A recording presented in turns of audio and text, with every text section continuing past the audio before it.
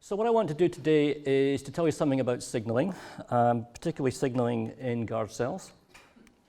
And I thought what I would do first of all is just to start with an overview in order to provide some sort of signposting system, some orientation if you like, towards the topics that I'll be considering in the next 40 minutes or so.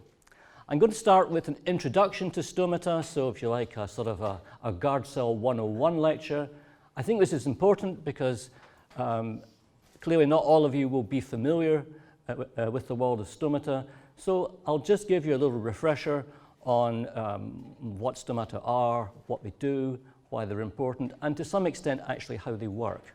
This will be important in order to, I guess, understand and appreciate the two central topics of the lecture itself. And here I'm going to focus on some recent work on two topics which we've been investigating in the recent past. One of them is more of a, if you like, a long-standing interest, and that's going to be about how stomata integrate signals, and I'll tell you why that's important.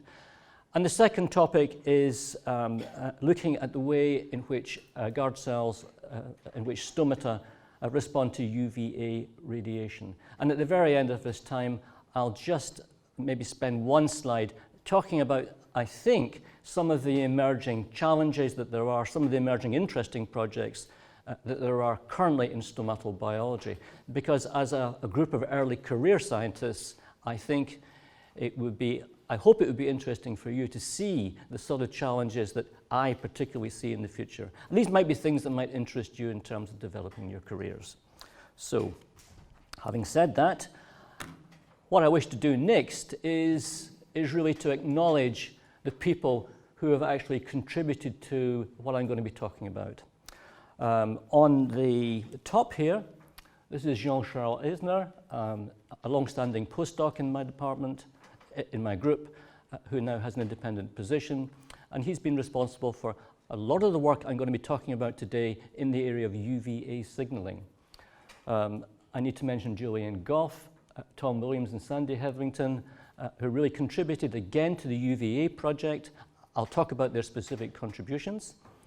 I need to mention Casper Chater and Julie Gray and Yongquan Liang, who have contributed over many years in collaborative projects, very much in the area of particularly CO2 signaling and also responses to reduced relative humidity. And finally, I need to mention, this is Professor Rainer Hedrich, a long-standing collaborator, and some of the data I will be showing today have been carried out in full collaboration with his lab, and in fact, some of the actual experiments themselves, which I'll talk about, have been done in Würzburg.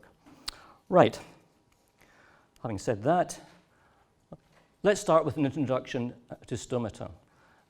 What you see in front of you is clearly a cartoon version of a plant, and what I would like you to do is to focus on the lower surface of the leaf, and in the lower surface of the leaf, typically, this is where we find the stomata. So here they are here, and as you will all know, the stomatal pore is bounded by two highly specialized cells that we refer to as guard cells. And guard cells shrink and swell, and as they swell, the pore opens. Now, what's important about the pore, of course, is it controls a process that in plant physiology we refer to as gas exchange. And what that actually means is the stomatal pore governs the uptake of carbon dioxide, and clearly this is important because it impacts on the process of photosynthesis and dry matter accumulation. And the other thing which stomata are able to do is they control the process of evapotranspiration. Now, evapotranspiration is very important because this provides the so-called driving force for the transpiration stream, and the transpiration stream, of course, is how water and mineral nutrients in the soil, it's the driving process which takes them from the soil into the root, through the xylem system to the aerial parts of the plant. So this is important for water and nutrient supply to the leaf. It's also important, evapotranspiration is also important and often forgotten because it provides a limited cooling capacity for the leaf, which is mentioned up here. And finally, the one which is probably most familiar to you is that under conditions of reduced soil water availability, there's a build-up of the plant hormone abscisic acid, ABA, and this brings about a reduction in stomatal aperture, and this provides the plant with a limited ability to tolerate periods of drought. So really what I'm saying here is that stomata, and particularly stomatal function, is very, very important to the well-being of the plant. Let's look at this in a little more detail. So on this next slide, we're looking at Normarski DIC micrographs of stomatal complexes. And in this complex here, the stomata are clearly open, whereas in this one, the two guard cells are in their flaccid condition. Now, perhaps it will come as no surprise to you to learn, given I've mentioned the importance of stomatal function to the well-being of the plant, to learn that the aperture of a stomatal pore is under the control of a range of environmental signals. So what we recognize are signals which tend to promote stomatal opening and others which promote stomatal closure.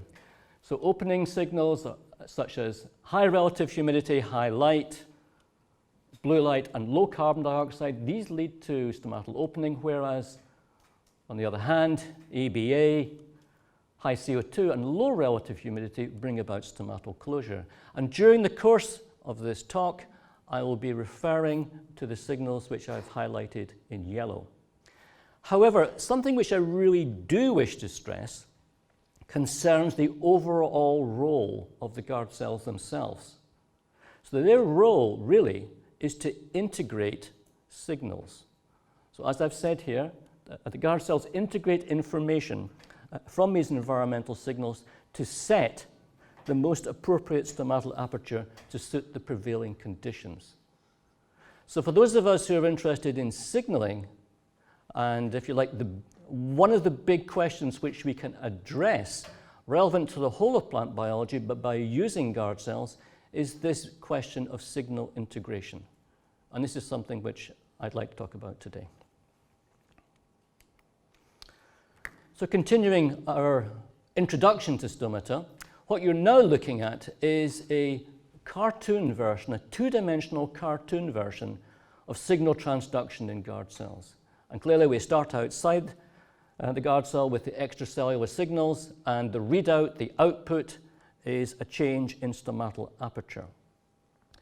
And what I've tried to illustrate here, in broad terms, in blocks, if you like, are the major elements which are involved in guard cell signaling.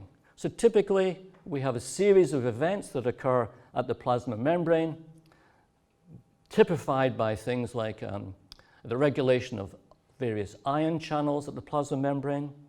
We then proceed through a series of what I refer to as cytosolic coupling events. In this case, this will involve things like ABA receptors, changes in intracellular second messengers, such as the calcium ion, changes in pH, the regulation of various enzymes, particularly enzymes belonging to the class protein kinases and also phosphoprotein phosphatases.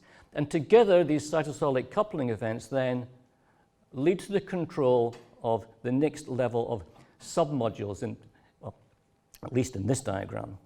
And here, the important thing which I'd like you to remember is that changes in stomatal aperture are not solely about changes in ion transport.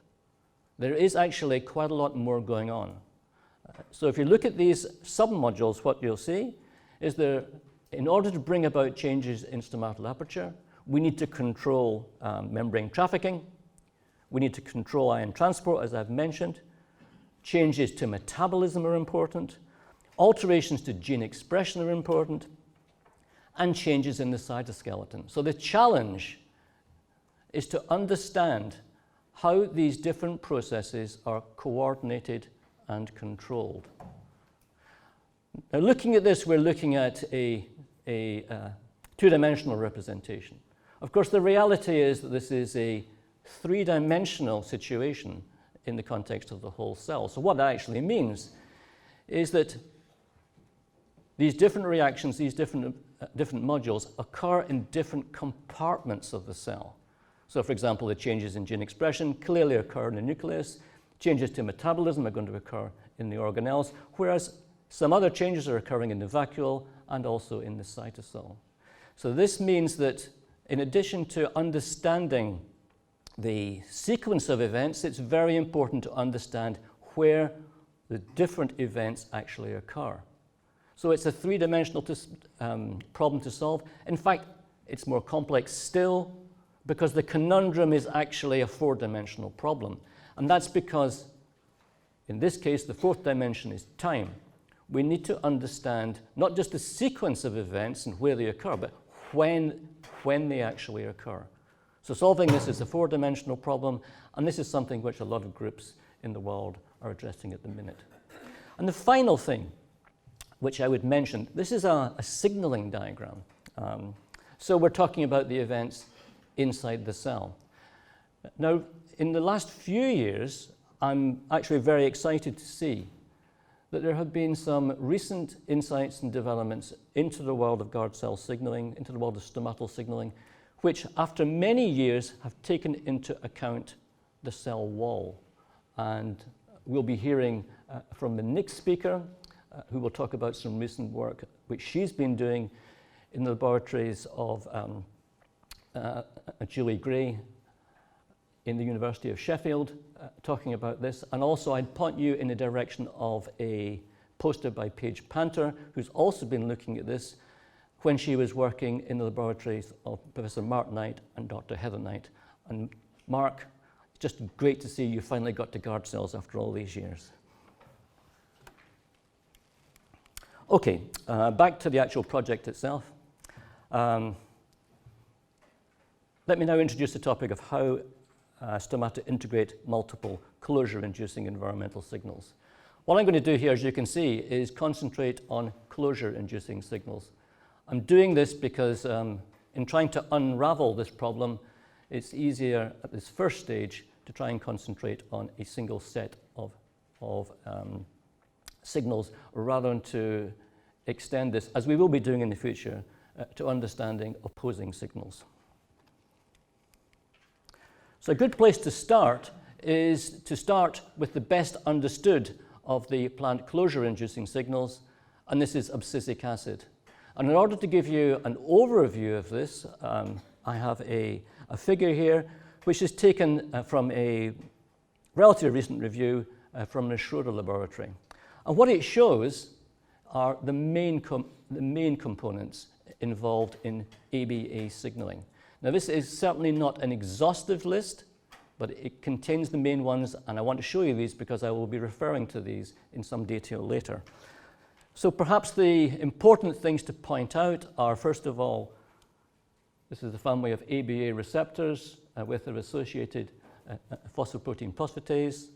There is an increase in calcium. There's the role of protein kinases, particularly this protein kinase here, referred to in this diagram as SNRK2, also known as OST1, confusingly. We'll be returning to that one.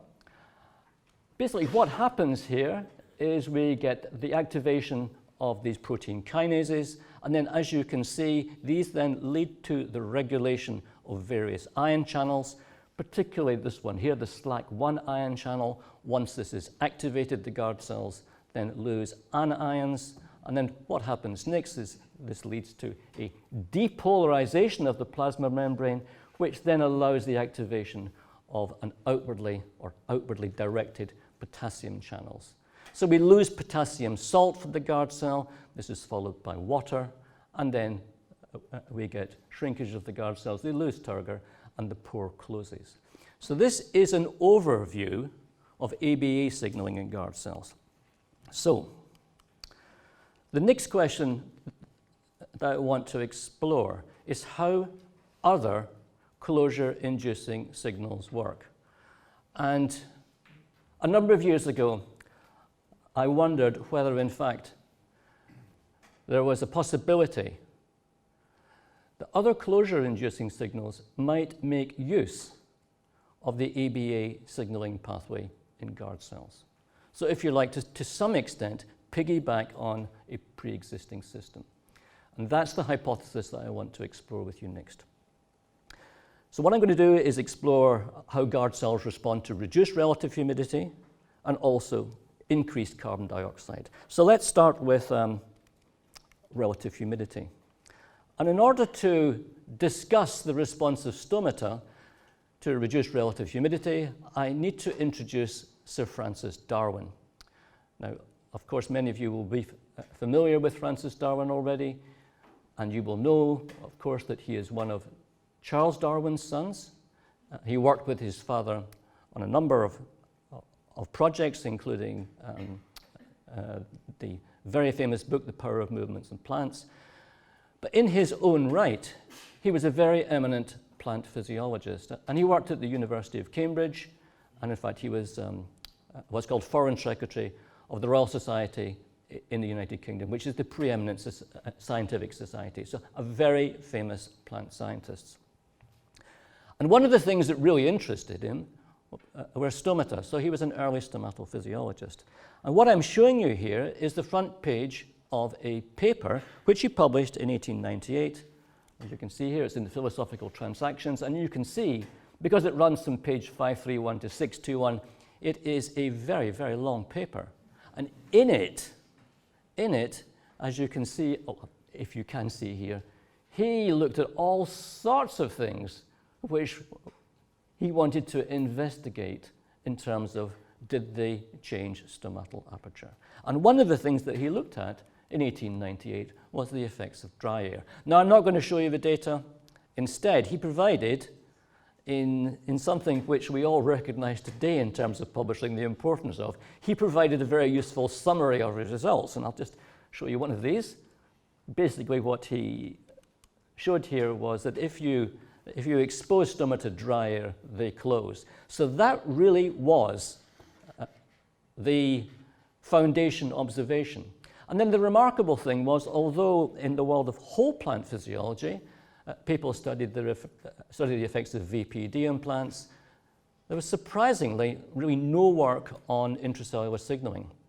And this is something that we decided to do perhaps 10 years ago. And obviously, the way one carries out this sort of investigation into a signaling pathway that one knows nothing about is one carries out a genetic screen in Arabidopsis. And this was something which was introduced, which was touched upon yesterday. So what we wanted to do, obviously, was to carry out this genetic screen. Now, the trouble is that traditionally, if you're interested in studying stomata, the problem is that you have to do this under the microscope. And this, of course, does not lend itself to a genetic screen because you're dealing with typically numbers like, I don't know, 20,000 individual measurements. It's extremely difficult and challenging. In fact, it's probably really just not possible. So what one needs instead is an alternative way of getting a handle on stomatal aperture. And particularly, remember, we're interested in the response to reduced relative humidity, identifying those individuals in the mutant screen that don't respond by closing. So basically what we need is a method of non-invasively measuring stomatal aperture in large numbers of Arabidopsis. So perhaps we need a proxy measure. And to tell you how we did this, we need to return to Francis Darwin again. So this is another front page from one of his papers, this time published in the Botanical Gazette, 1904. And what Francis Darwin was doing here was he was basically facing the same problem that we face today.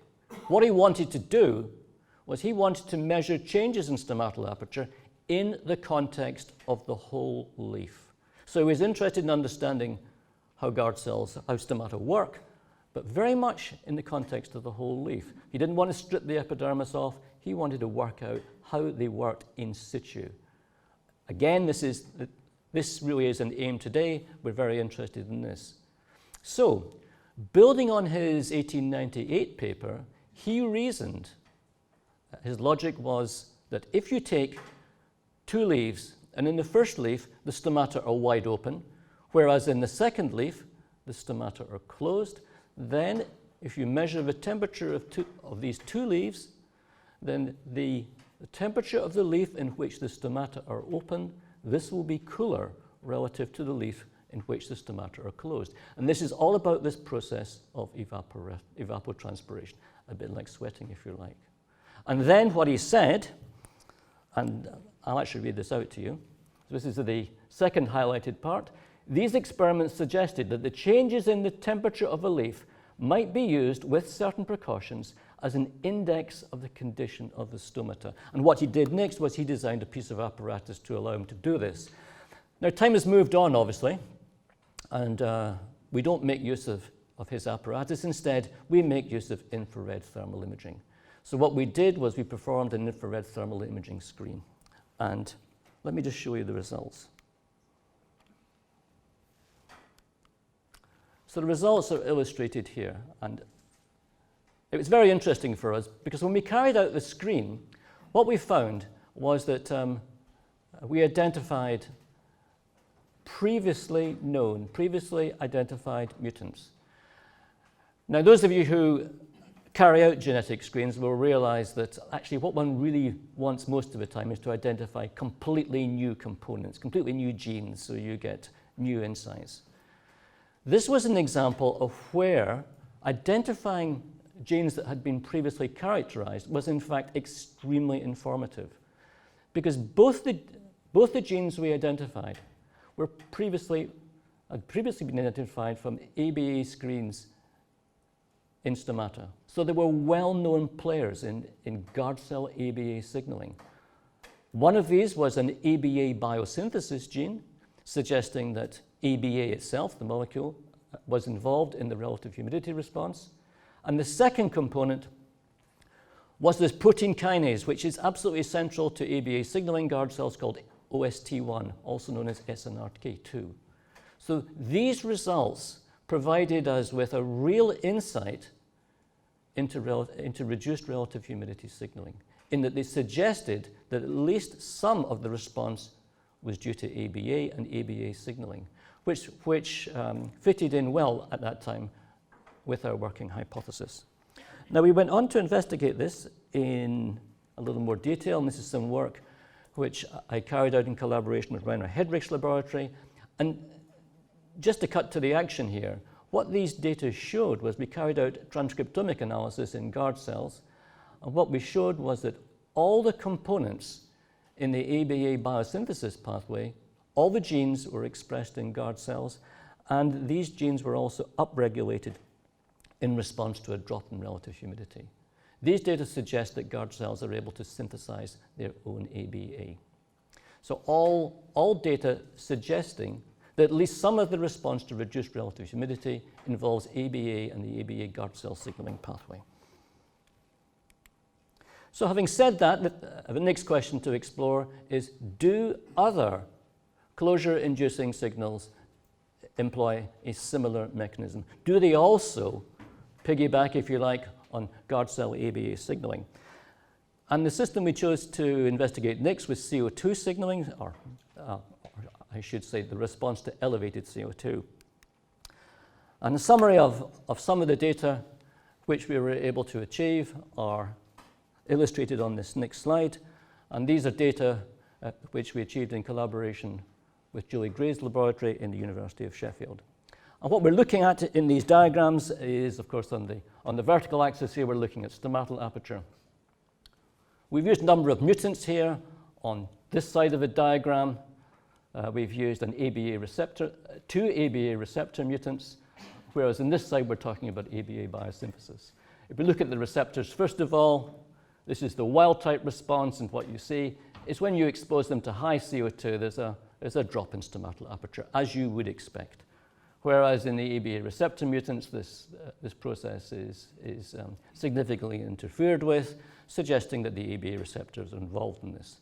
We do the same experiments in an ABA double biosynthesis mutant, which is able to produce, frankly, vanishingly low levels of ABA. And again, what we see here is that the process of CO2-induced stomatal aperture reduction is interfered with.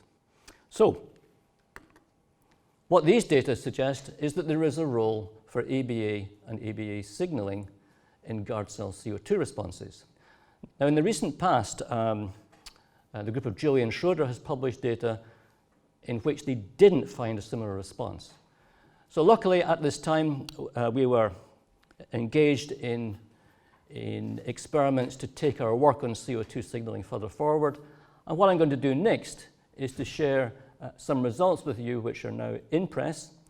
And this is work which has been undertaken in collaboration with Rainer Hedrich and a large international group of scientists. So there's a lot of work here. I'm only focusing on really the CO2 elements of it, but I'm delighted to talk to you individually about other aspects of this work. So, in order to explain this, I'm afraid, and I apologize for this word-rich slide, I'm going to have to tell you a little bit about the resources that we used in order to investigate this particular question. And the resources we used were genetic resources, but they were absolutely essential to allowing us to reach our set of conclusions. So you need to know a little bit more about the world of ABA receptors in guard cells. So, in Arabidopsis, there are 14 members of the PYL, PYR, RCAR receptor class family. 6 members of this family have been shown to be involved in stomatal closure. These are PYR1, PIL1, PIL2, PIL4, PIL5, and PIL8. So, knowing that, we assembled a group of genetic resources in order for us to investigate CO2 signaling. We had a quintuple PYR, PYL mutant. This is known as 1, 2, 4, 5, and 8, in which PIR1, PIL2, 4, 5, 8 are all knocked out. We had another quintuple mutant, which is known as 1, 1, 4, 5, 8, in which PIR1, PIL1, 4, 5, and 8 are knocked out. And most importantly, we also had access to complementation lines. And I think actually these complementation lines are the key. So in these complementation lines of 1, 2, 4, 5, 8 and 1, 1, 4, 5, 8, these are lines in which single receptor genes are expressed, i.e. they're rescued. They're rescued in the mutant background. And they're rescued specifically in guard cells by using the GC1 guard cell specific promoter. So these lines, these rescued lines, permit the role of individual receptors to be studied in these mutant backgrounds. So they're studied in mutant backgrounds in which the other ABA receptors have been knocked out. And I think this is the key genetic resource. So let me now show you some of these results. Now, the first thing I'm going to do is I'm going to show you results on how they respond to ABA. So I'm stepping back from CO2 for one slide. So let me just really talk to you about this set of data here. So these experiments were actually done in the context of whole leaves, so we were able to image guard cells on the surface of whole leaves. And these data are illustrated up here, but they're probably rather difficult to see from the back. So instead, if you concentrate on these data here, where what we're looking at is a change in stomatal aperture. So we're looking at the response to ABA. This is the wild type here, and as you see, there's a reduction in stomatal aperture. What we then do is we're able to look at the two mutant backgrounds, and basically what these data show is that the PYL-ABA receptor gene, but not the PYL5 gene, is sufficient for ABA-induced stomatal closure. So these data are illustrated here.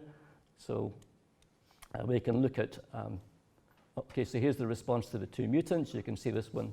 If we concentrate on this one here, first of all, what you see is it doesn't respond to ABA. If we knock back in PYL2, as you can see, we're able to rescue a response, but this doesn't apply in the case of PYL5. So this is a very neat way of understanding the role of individual ABA receptors. But I think the most important point here is that this reveals and shows the possibility for controlling and exhibiting highly specific responses.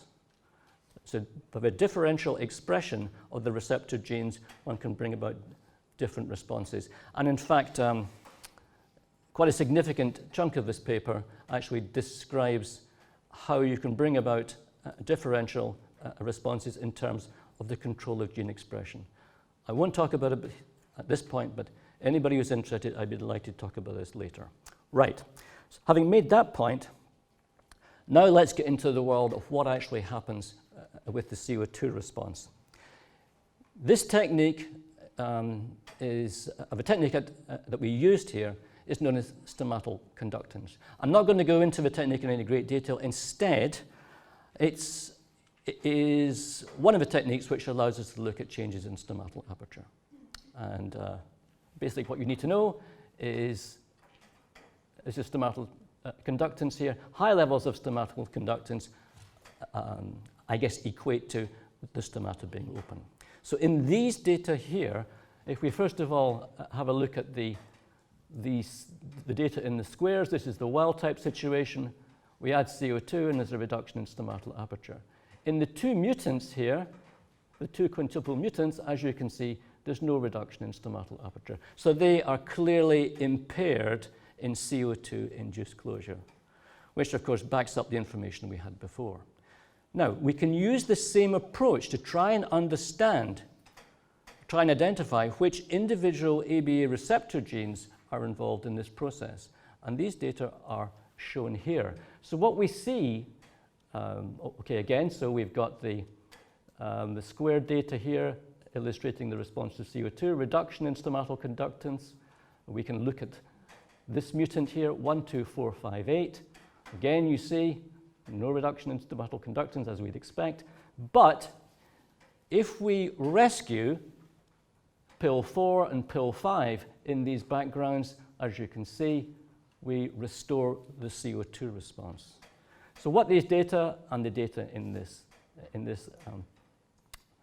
last element in the figure show, in guard cell CO2 signaling, what this shows is that pill 4 and pill 5 are involved in the promotion of closure, whereas pill 1 and pill 2 are not. So again, this is showing the differential involvement, the specific involvement of specific ABA receptor genes in this response. So let's put all this together.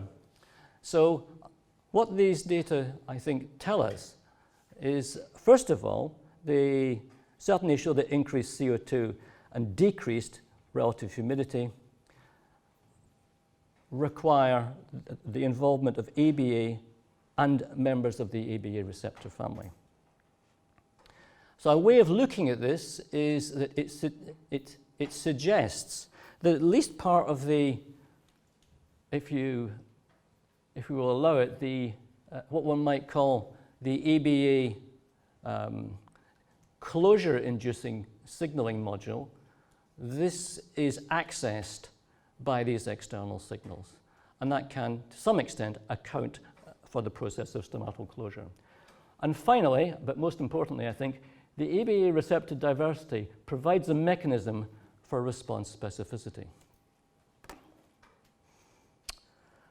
The last thing which I want to do before I move on to the next topic is perhaps just to think about the underlying reasons for the disparity between the results which we've attained in the Schroeder the Hetherington laboratory have obtained in comparison to the data from Julian Schroeder's laboratory.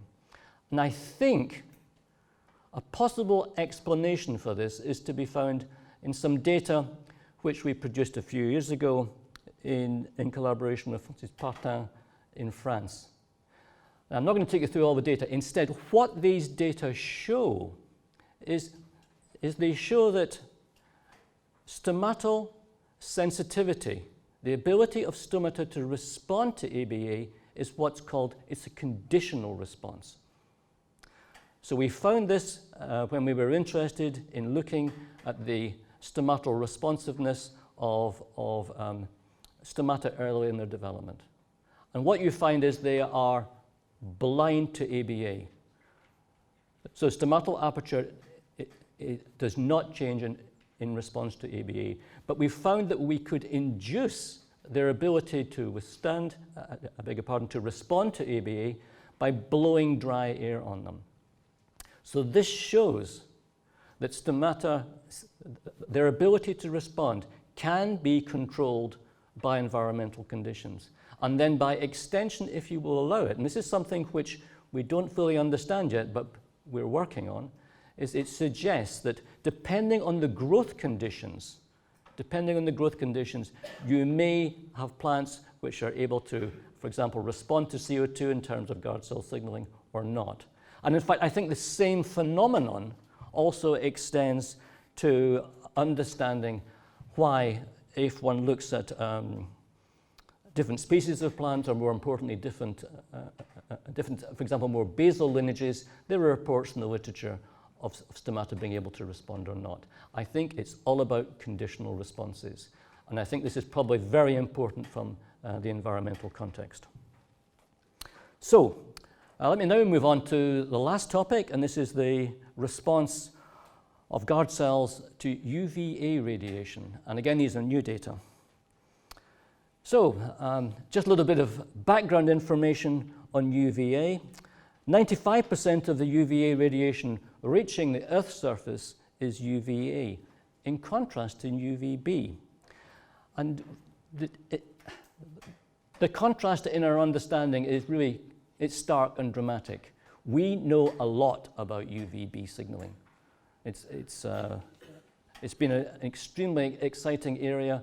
Probably for the past 10 years, we know about the receptors and we know about the signal transduction pathways.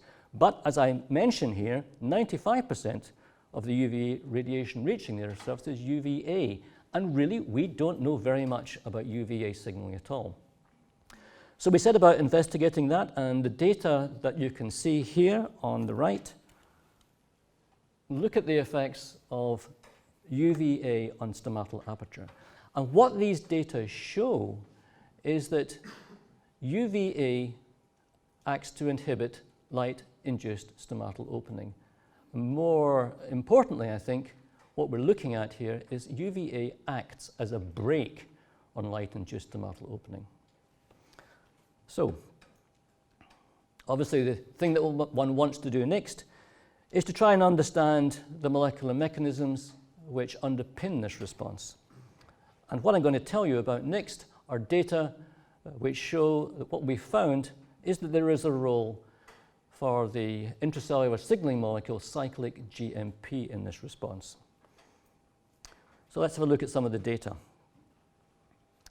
So Jean-Charles Isner, who I've mentioned already, working in my laboratory, before he came to my laboratory, he had developed a specific CyclicGMP recombinant sensor.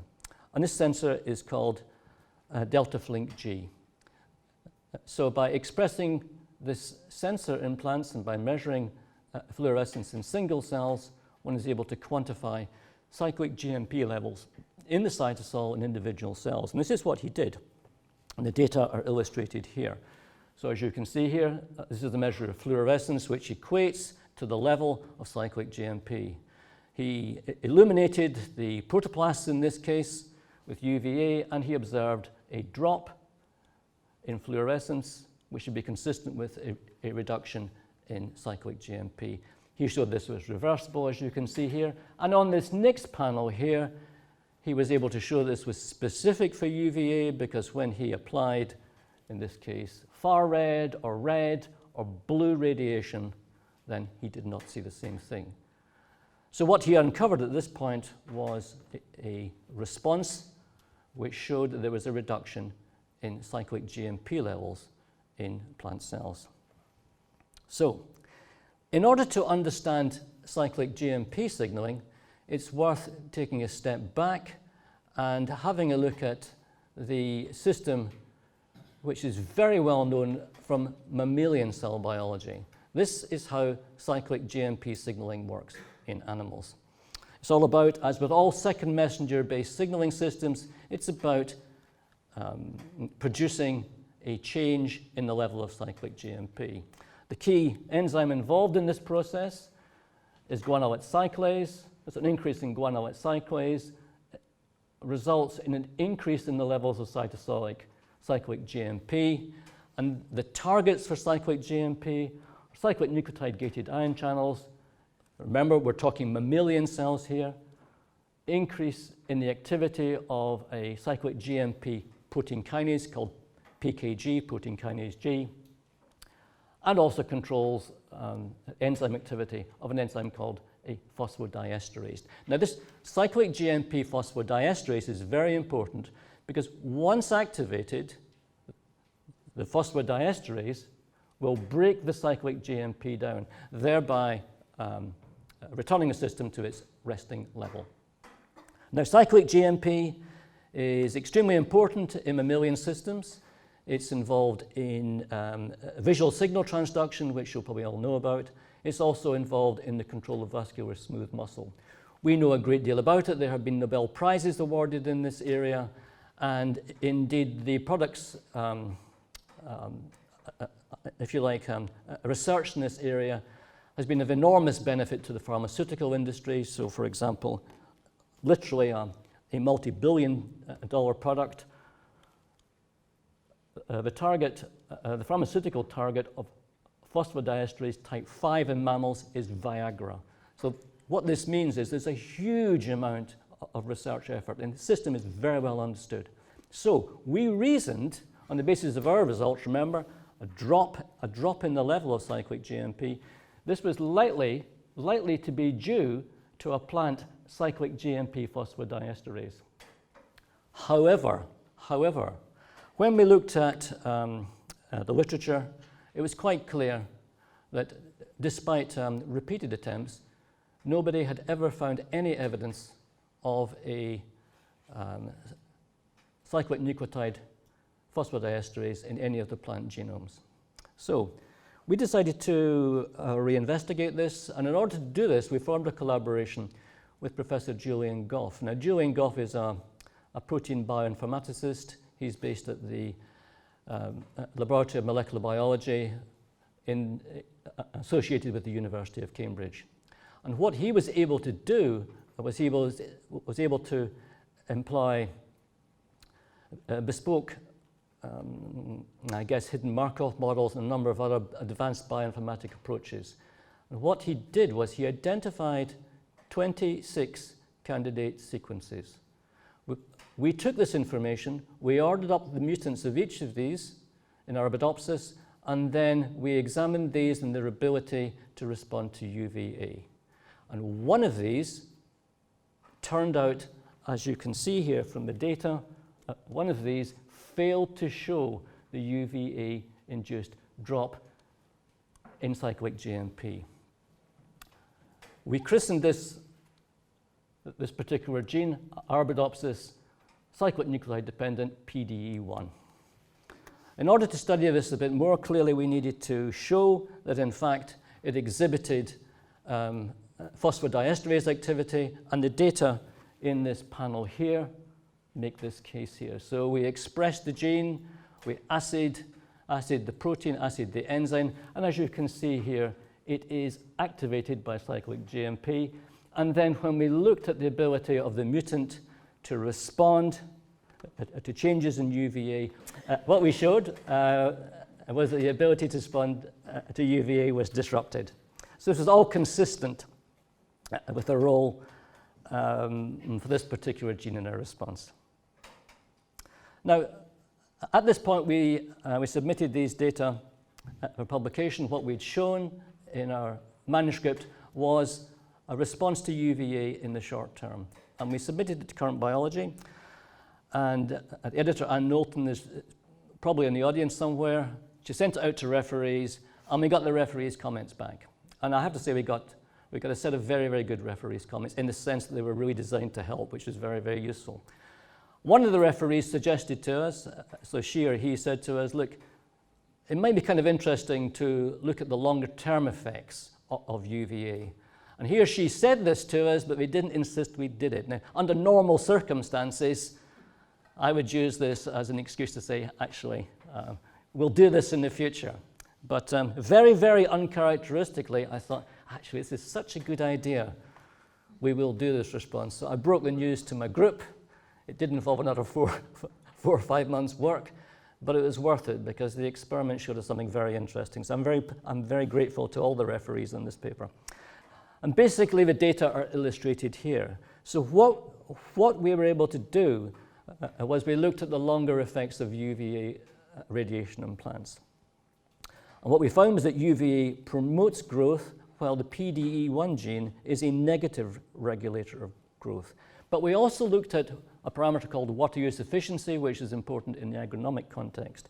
And we showed that UVA reduced water use efficiency, and it does this by increasing transpirational water loss. So just before I sort of close the chapter on UVA, something which really did interest us, of course, was our potential insight into cyclic GMP signaling in plants. Now, I mentioned to you that this was what we found is at the genetic level, the first characterized PDE gene in plants. Cyclic GMP signaling in plants is unusual, as I mentioned before, because unlike the situation in animals, there's no obvious homologue for protein kinase G. So it suggests that there may well be differences. So we decided it would be interesting to carry out a phylogenomic analysis to tell us something about the evolution of this plant PDE gene. And this is work carried out in association with Sandy Hetherington, the University of Oxford, and Tom Williams in the University of Bristol. And the data are illustrated here.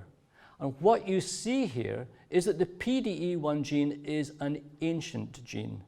It's been conserved throughout the tree of life for over 1 billion years, and it's been conserved as a single copy. But the really interesting bit, I think, is that what's obvious, and you can see it here, is that it's not present in mammalian, it's not present in animal lineages, and it's highly likely that this gene has been lost. So what this says is that the PDE1 gene, and quite possibly by extension, cyclic GMP signaling is likely to be different to the canonical system, which we all know and understand very well from studies of mammalian cells. And I think this maybe tells us something about how we need to look at the operation of signaling pathways. Certainly what we've learned from looking at calcium signaling is there are important differences between plants and animals, and the same may well be true for cyclic G. So let me just summarize what I've said here very quickly. So in terms of the short-term response, what UVA appears to be doing is putting a brake on stomatal opening, whereas the longer-term responses are, if you like, more complex and are associated with growth.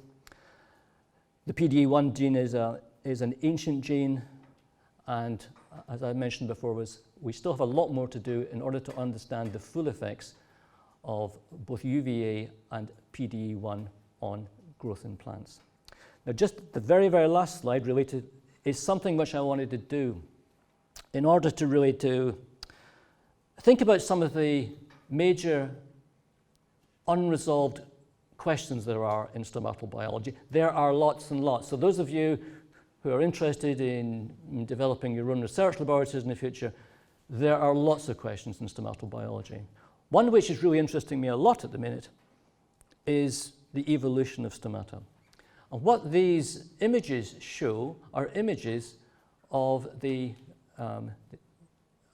plant called Cooksonia, which is extinct. And Cooksonia is the first record, the first fossil record of stomata. It's about 360 million years ago. It's from a species which in terms of evolution, although it's extinct, it sort of sits between hornworts and present-day lycophytes. But the really interesting thing is, remember, this is the oldest fossil we have. But the really interesting thing is, if you look here, here's the stomata, here's the two guard cells. They look remarkably similar morphologically to the stomata of today. So on the basis of the fossil record, it looks as though stomata have just popped up fully formed. Now clearly this can't be the case. So I think one of the really interesting things to try and understand is what is the origin of the guard cell? How did guard cells evolve? Where did they originate from? This is something which we're interested in doing, and I hope other people will be too. So finally, let me just very briefly acknowledge the people who funded the work. Thank you very much for your attention, and I'm sorry I overran slightly.